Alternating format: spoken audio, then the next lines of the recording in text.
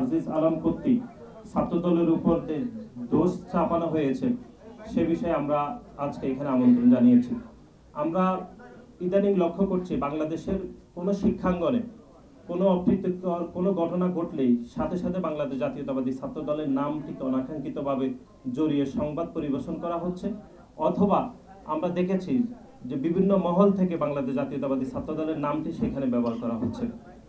এবং গত 5 আগস্ট ছাত্র জনতার গণ অভ্যুত্থান পরবর্তী সময়ে আমরা দেখেছি বাংলাদেশ জাতীয়তাবাদী ছাত্র দল বাংলাদেশের প্রত্যেকটি ক্যাম্পাসে একটি ইতিবাচক রাজনীতি প্রচলন করেছে, কিন্তু বাংলাদেশের সাধারণ শিক্ষার্থীরা বাংলাদেশ জাতীয়তাবাদী ছাত্র দলের ইতিবাচক রাজনীতিকে যেরকমভাবে গ্রহণ করছে তার বিপরীতে আমরা দেখছি বাংলাদেশের কিছু সংগঠন বাংলাদেশ জাতীয়তাবাদী ছাত্র দলের এরকম ইতিবাচক রাজনীতিকে বিভ্রান্ত করার জন্য সাধারণ শিক্ষার্থীদের কাছে বাংলাদেশ জাতীয়তাবাদী ছাত্র দলের নামে বেনামে বিভিন্ন প্রোপাগান্ডা করছে।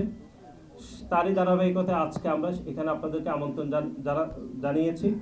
এখন বাংলাদেশ জাতীয়তাবাদী ছাত্র দলের অবস্থান পরিষ্কার করার জন্য আমি অনুরোধ করছি বাংলাদেশ জাতীয়তাবাদী ছাত্র দল কেন্দ্রীয় সংসদের বিপ্লবী সভাপতি জনাব রাকিবুল ইসলাম রাকিব ভাইকে লিখিত বক্তব্য পাঠ করার জন্য।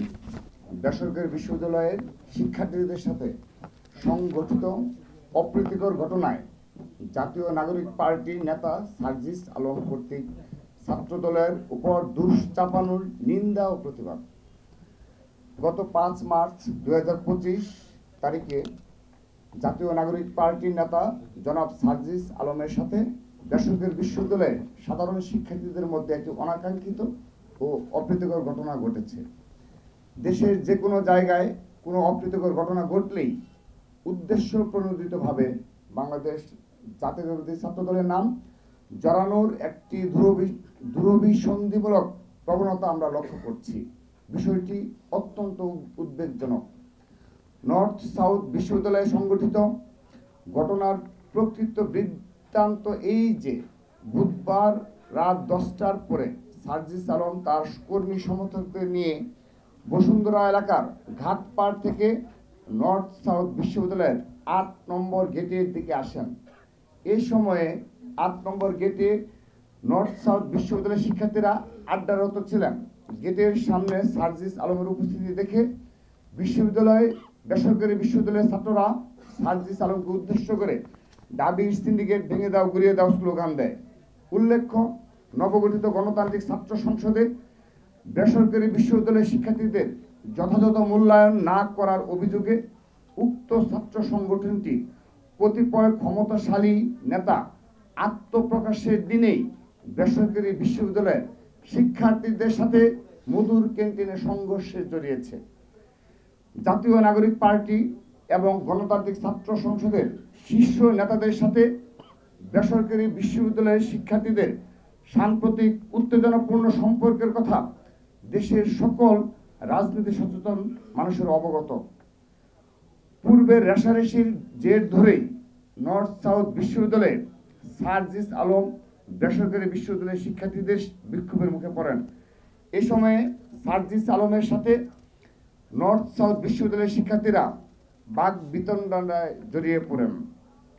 সার্জিস আলমের সাথে নর্থ সাউথ বিশ্ববিদ্যালয়ের শিক্ষার্থীদের বিরুদ্ধে সূত্রপাত নাগরিক পার্টি এবং গণতান্ত্রিক ছাত্র সংসদের মধ্যকার দাবি বনাম প্রাইভেট বিশ্ববিদ্যালয় নিয়ে চলমান অভ্যন্তরীণ কুন্দল থেকে।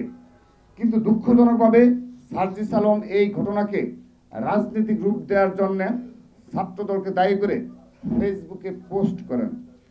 তার দাবি সম্পূর্ণ ভিত্তিহীন ও কল্পনাপ্রসূত।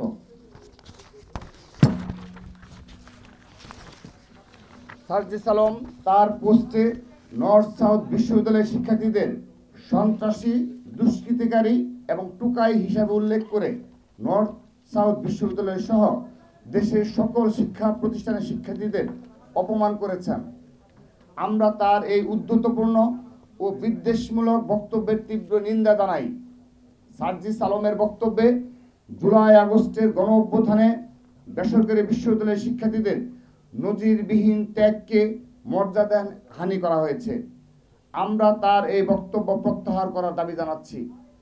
উল্লেখ্য, ঘটনাস্থলে বাংলাদেশ জাতীয়তাবাদী ছাত্র দলের কোনো সাংগঠনিক কার্যক্রম ছিল না সেদিন। নর্থ সাউথ বিশ্ববিদ্যালয়ের ছাত্রদলের নেতাকর্মীরাও ঘটনাস্থলে ছিল না। সার্জিস আলমের সাথে ছাত্রদলের কোনো বিরোধ হয়নি, তবে উল্টো সার্জিস আলমের শোডাউনে নিষিদ্ধ ঘোষিত ছাত্রলীগের চিহ্নিত সন্ত্রাসী এবং জুলাই আগস্টের গণহত্যার আসামিদেরকে দেখা গেছে।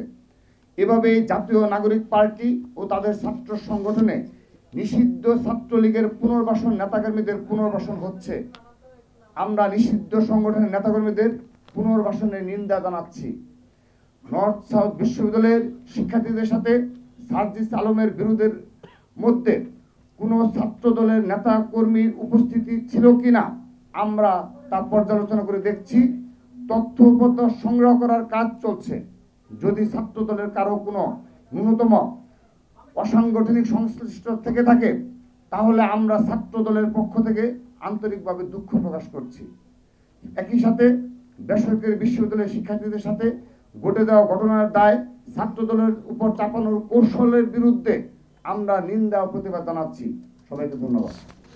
এটি সত্যি দুঃখজনক যে জুলাই আগস্টের গণ অভ্যুত্থানের পরে বেশ কিছু বিষয়ে আমরা সরাসরি বলছি, বিশেষ করে সার্জিস আলম, হাসনাত আবদুল্লাহ বলেন, কিংবা আরও দু একজন, মাসুদ খন্দকার রয়েছে, এরা যারা রয়েছে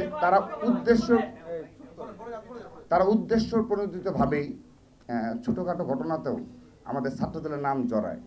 তো আপনি বিষয়টি লক্ষ্য করে দেখবেন যে আমরা খুব পজিটিভ পলিটিক্স করছি সবগুলো ক্যাম্পাসে। আপনি ঢাকা বিশ্ববিদ্যালয় বলেন, চট্টগ্রাম বিশ্ববিদ্যালয় বলেন, রাজশাহী বিশ্ববিদ্যালয় বলেন, জগন্নাথ বিশ্ববিদ্যালয় বলেন, জাহাঙ্গীরনগর বিশ্ববিদ্যালয় বলেন, ছাত্রদলের কোনো নেতা কর্মীদের দ্বারা কোনো একটি হলে আজকের দিন পর্যন্ত কোনো অপ্রীতিকর ঘটনা ঘটেনি। বরঞ্চ আমাদের সামান্যতম কোনো সাংগঠনিক তৎপরতা যদি আমরা প্রকাশ না করা সত্ত্বেও হলগুলোতে, সেখানে দেখবেন যে তারপরও ব্যক্তিগত কোনো ঘটনা ঘটে থাকলে এই 7 মাসে 1-2টি ব্যক্তিগত ঘটনা ঘটেছে, তারপর অবশ্যই সেটি তারাও আবার স্বীকার করেছে 1-2 দিন পরে। তো সেই ব্যক্তিগত ঘটনার দায়ও কিন্তু চাপানোর চেষ্টা করা হয়েছে, যদিও সেটি সফল হয়নি। তো আমাদের এই ধরনের পজিটিভ মুভমেন্টে কারণে আমরা সত্যিকার অর্থেই গর্ব করেই বলছি যে প্রতিটি ক্যাম্পাসে আমাদের বিপুল সংখ্যক সাধারণ শিক্ষার্থীদের ছাত্রদলের পতাকা তলে দেখা যাচ্ছে। এবং আমরা যখন কোনো কর্মসূচি ঘোষণা করছি, যেমন ছাত্রলীগের বিচারের দাবিতে এবং তার দূষরদের বিচারের দাবিতে আমরা মার্চ ফর জাস্টিস কর্মসূচি পালন করেছি প্রায় 3 বার সারা বাংলাদেশের প্রতিটি ক্যাম্পাসে। তো সেখানে দেখবেন যে এই মিছিল দীর্ঘ থেকে দীর্ঘতর হচ্ছে, কারণ ছাত্রলীগের বিচারের দাবিতে সবাই আমরা একমত। এবং আমরা বেশ কিছু সামাজিক সাংস্কৃতিক কর্মকাণ্ড পরিচালনা করছি ক্যাম্পাসগুলোতে। আমরা ক্রীড়ার প্রতিযোগিতার আয়োজন করেছি, এখানে তো সাধারণ শিক্ষার্থীরা অংশগ্রহণ করছে। তো আমরা ব্যক্তিগতভাবে বিশ্বাস করি এ ধরনের পজিটিভ ছাত্র রাজনীতি কালচার আমরা চালু করেছি এবং ছাত্রদল একটি গুণগত পরিবর্তনে ছাত্র রাজনীতি ক্যাম্পাসগুলোতে উপহার দিয়ে যাচ্ছে। এই চ্যালেঞ্জকে তাদের সাংগঠনিক দক্ষতার মাধ্যমে মোকাবেলা করতে হবে, অপপ্রচারের মাধ্যমে নয়। সেজন্য আমরা বিনীতভাবে অনুরোধ জানাচ্ছি, আপনারা সাংগঠনিকভাবে নিজের দলকে সুসংগঠিত করার মাধ্যমেই ছাত্র রাজনীতির গুণগত পরিবর্তন নিয়ে আসবেন। এবং ছাত্রদলকে যদি আপনারা যদি মনে করেন যে মোকাবেলা ক্যাম্পাসগুলোতে সে ধরনের প্রতিযোগিতামূলক ছাত্র রাজনীতি উপহার দেবেন, আমরা মোস্ট ওয়েলকাম জানাচ্ছি। ধন্যবাদ। 2 রকম না, আমরা স্পষ্টভাবে বলছি এই ঘটনায় তাৎক্ষণিকভাবে রাতের বেলায় আমরা দেখেছি যে সার্জিস আলম, যিনি নাগরিক পার্টির নেতা, তিনি সোশ্যাল মিডিয়ায় তার প্রতিক্রিয়া ব্যক্ত করেছে এবং সেখানে এই সন্ত্রাসী টুকায় এই ধরনের উদ্ধতপূর্ণ ওয়ার্ড ইউজ করেছে। আমরা এগুলো নিন্দা জানিয়েছি, কিন্তু আমরা আপনাদের এই আজকে সংবাদের মাধ্যমে স্পষ্ট করেছি আমরা ইতিমধ্যে এই ঘটনা পর্যালোচনার জন্য আমরা তথ্যপত্র সংগ্রহ করছি। এবং শুধু তাই নয়, আপনাদের আশ্বস্ত করছি যে তাহিদ যে ছেলে রয়েছে তাহমিদ, তার সাথেও আমরা কথা বলেছি। তো আমরা ঘটনা পর্যালোচনা করছি। সে কারণে এই ঘটনার কারণে যদি সার্জিস আলম ব্যক্তিগতভাবে সম্মানহানি হয়ে থাকে সেজন্য আমরা দুঃখ প্রকাশ করেছি, এখানে অন্য কোনো বিষয় না।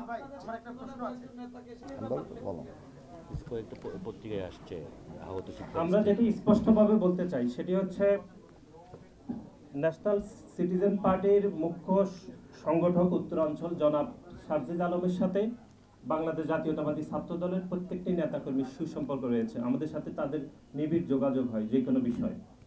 আমরা যেটি স্পষ্টভাবে বলতে চাই, নর্থ সাউথ বিশ্ববিদ্যালয়ে যে ঘটনাটি ঘটেছে রাত 10টার সময়, সেই সময় বাংলাদেশের ধর্মপ্রাণ মুসলমানরা সবাই আসলে নামাজরত অবস্থায় ছিলেন। এই সময়ে জনাব সার্জিস আলম সেখানে কেন গিয়েছেন, এটি আমরা মনে করছি এই ঘটনায় ওনার কোনো ভিন্ন মতলব থাকতে পারে, এটি একটি ঘটনা। দ্বিতীয় হচ্ছে, এই সার্জিস আলম যে নর্থ সাউথ বিশ্ববিদ্যালয়ে শিক্ষার্থীদের সাথে যে ঘটনা ঘটেছে, এটি নর্থ সাউথ বিশ্ববিদ্যালয়ে সাধারণ শিক্ষার্থীদের সাথে ওনার ঝামেলা হয়েছে। এখানে বাংলাদেশ জাতীয়তাবাদী ছাত্র দলের কোনো নেতাকর্মী সেভাবে জড়িত না। যদি নর্থ সাউথ বিশ্ববিদ্যালয়ের সাধারণ শিক্ষার্থীদের মধ্যে বাংলাদেশ জাতীয়তাবাদী ছাত্র দলের কর্মী রয়েছে বলে আমরা আপনাদেরকে দৃশ্যমানভাবে আমরা বলছি, কিন্তু এটি গণমাধ্যমে আমরা দেখেছি যে জনাব সার্জিস আলম ঘটনাটি সার্জিস আলমের সাথে ছাত্র দলের ঝামেলা বলে তিনি এটি ওনার সামাজিক যোগাযোগ মাধ্যমে তিনি স্ট্যাটাস দিয়েছে। আমরা পুনরায় বলছি যে ঘটনাটি নর্থ সাউথ বিশ্ববিদ্যালয়ের সাধারণ শিক্ষার্থীদের সাথে জনাব সার্জিস আলমের সমস্যা হয়েছে, এটির সাথে বাংলাদেশ জাতীয়তাবাদী ছাত্র দলের কোনো সম্পর্ক নেই।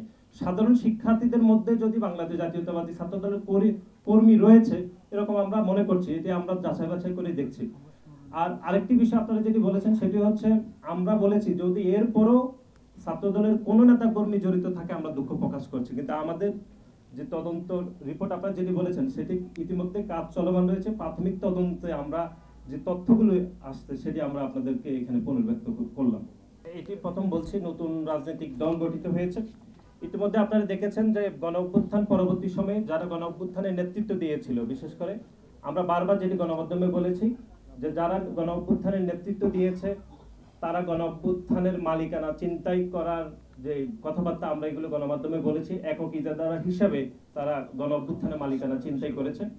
এবং গণ অভ্যুত্থান পরবর্তী সময়ে তারা নতুন রাজনৈতিক বন্দোবস্তর কথা বলে তারা ইতিমধ্যে একটি রাজনৈতিক দল গঠন করেছে।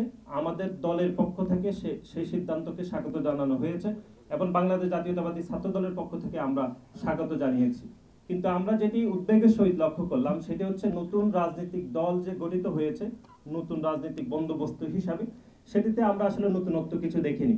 বিশেষ করে আমরা নেতৃত্ব নির্বাচনে খুবই সিলেক্টিভ বিষয় দেখেছি। নমিনেটেড ব্যক্তিবর্গ সেখানে নেতৃত্ব নির্বাচিত হয়েছে, কোনো গণতান্ত্রিক প্রক্রিয়ায় নেতৃত্ব নির্বাচন হয়নি। এবং একই সাথে তারা রাষ্ট্র ক্ষমতায় গেলে তাদের ফরেন পলিসি কি হবে, তাদের অর্থনৈতিক বিষয় পরিকল্পনার বিষয়ে কোনো সুনির্দিষ্ট তথ্য আমরা জানতে পারিনি। এবং বিশেষ করে গতকাল ন্যাশনাল সিটিজেন পার্টির যিনি প্রধান তিনি রয়টার্সকে বলেছেন যে বাংলাদেশের কিছু ধনী ব্যক্তিরা তাদেরকে অর্থায়ন করেছে। আমরা এখানে ওনার কাছে জানতে চাই, তাদেরকে যে অর্থায়ন করেছে ধনী ব্যক্তিরা, সেই অর্থায়নের বিপরীতে তারা কি ধরনের কমিটমেন্ট তাদের কাছে নিয়েছিল সেটি আমরা বাংলাদেশ জাতীয়তাবাদী ছাত্র দল জানতে চাই। এবং একই সাথে এই যে তাদের নেতৃত্ব নির্বাচন অথবা তাদের অর্থ সংগ্রহের যে যাবতীয় বিষয়, তাদের ফরেন পলিসি বিষয়ে আমরা কোনো নতুনত্ব পাইনি, বরং বাংলাদেশ জাতীয়তাবাদী দল যখন গঠিত হয়েছে সেই দলের পলিসিগুলো কপি হয়েছে বলে আমরা মনে করছি এবং এটি কোনো দোষের কিছু নয়।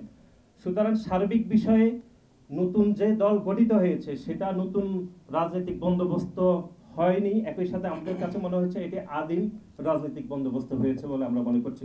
এবং শিবিরের বিষয়ে এখানে বলা হয়েছে, আমরা যেটি দায়িত্বহীনভাবে বলতে চাই, গতকাল শিবিরের সাধারণ সম্পাদক গণমাধ্যমে বলেছেন তারা প্রতিদিন ইফতারে 3 লক্ষ টাকা করে ব্যয় করছেন। যদি প্রতিদিন 3 লক্ষ টাকা করে ব্যয় করা হয় তাহলে এই পবিত্র রমজানে প্রায় 90 লক্ষ টাকা তারা ব্যয় করছেন। আমরা আপনাদের মাধ্যমে তাদের কাছে জানতে চাই, এই 90 লক্ষ টাকা একটি সাধারণ শিক্ষার্থীদের সাধারণ সংগঠন হিসাবে তারা কিভাবে উপার্জন করছেন বা তাদের অর্থায়নের উৎস কিভাবে আসছে সেটিও আমরা জানতে চাই। এবং বাংলাদেশ জাতীয়তাবাদী ছাত্র দল সাধারণ শিক্ষার্থীদের সংগঠন হিসাবে আমরা সাধারণ শিক্ষার্থীদের জন্য কাজ করছি এবং আমরা সাধারণ শিক্ষার্থীদের জন্য যে অর্থটুকু ব্যয় করছি সেটি স্বচ্ছতা এবং জবাবদিহিতার মধ্যে আমরা রয়েছি বলে আমরা বিশ্বাস করি। সবাইকে ধন্যবাদ।